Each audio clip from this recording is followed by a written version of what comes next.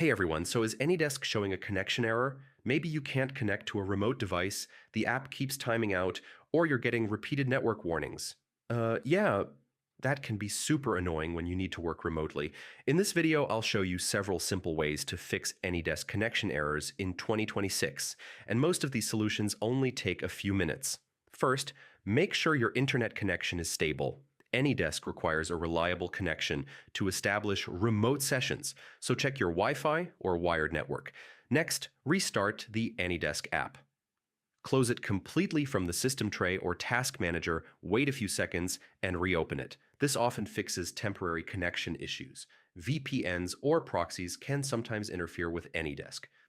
Try temporarily disabling any VPN or proxy settings, then attempt to reconnect. Your firewall or antivirus software might be blocking AnyDesk. Make sure AnyDesk is allowed through your firewall and security apps. Double-check the AnyDesk address you're using to connect. Even a small typo can prevent the connection from working. If AnyDesk still shows connection errors, try reinstalling it. Uninstall the app, download the latest version from the official website, and install it again. This usually fixes persistent connection problems. And that's it. Most AnyDesk connection errors can be fixed by checking your network, disabling VPNs or firewalls, or reinstalling the app. If this guide helped you, check out more quick tech tutorials on the channel. Thanks for watching, and I'll see you in the next video.